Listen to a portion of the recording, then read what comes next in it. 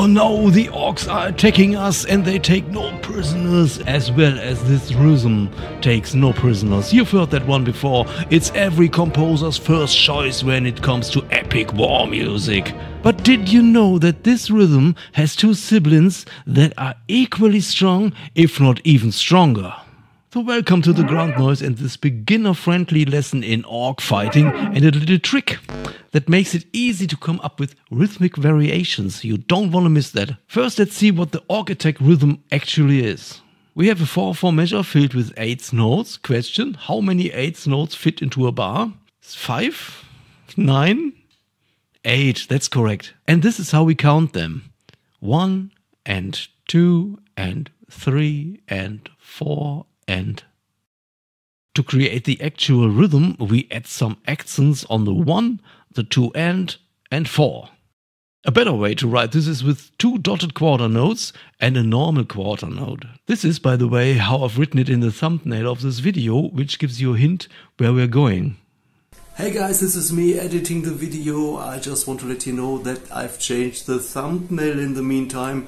So if you want to know what I'm referring to here, you need to watch the very beginning of this video. But now let's go back to the Orc Attack. One word to the notation nerds out there.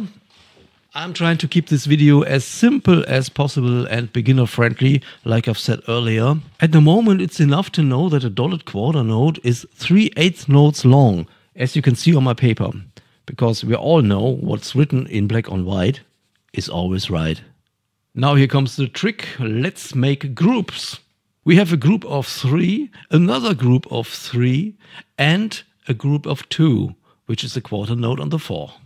But what happens when we reorder these 3 groups, moving them one step to the left, so that the second group becomes first, the third becomes second, and the first moves back to the third position? Then it looks like this. We can already see that the first accent is still on the 1, the second accent is also on the 2 and, like in the first rhythm, but the third accent doesn't wait for the 4th quarter, no, it appears an 8th note earlier on the 3 and. This is a very aggressive move of that orc. This one can't wait to fight and seems to speed up the music.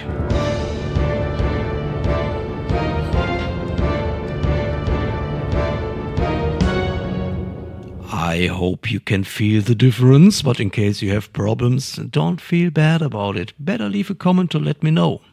In the meantime, let's make some things straight. Don't compare such musical elements against each other. This is good, this is bad, I like this, I don't like that. The only thing that matters is what's the perfect fit for the music, and that's all. The more variations you know about, the better. Also, rhythm can be applied to everything, not only my Orc Attack here, which I made up mostly for dramatic reasons, to be honest, although I like it. It's also interesting that once you know about something, you start to recognize it here and there. Try it. The first rhythm is really all over the place. But does that mean it's a bad thing? Absolutely not. It's obviously a very good rhythm, one of those things in music that almost always seem to work, like a 4 on the floor beat or some chord progressions that always sound cool and make people vibe. As a musician, composer, producer, songwriter, whatever, it's always nice to have options at hand, and so we still need to talk about the third orc sibling. This is still our second rhythm, and we just need to move the 3 groups once more to the left. I immediately can see what makes this rhythm special. There are accents on the first 2 quarter notes, which is really straightforward, like there is no tomorrow. And there probably isn't.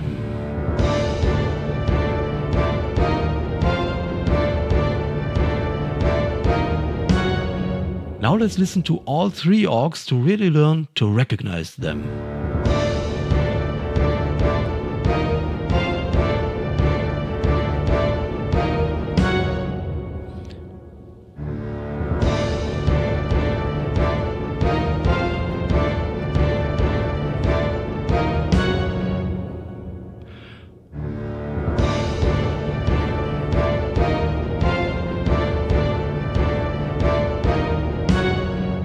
I think you can agree that all 3 variations are equally strong, but still have their own unique characteristics. They are true variations of the original rhythm and not completely different things.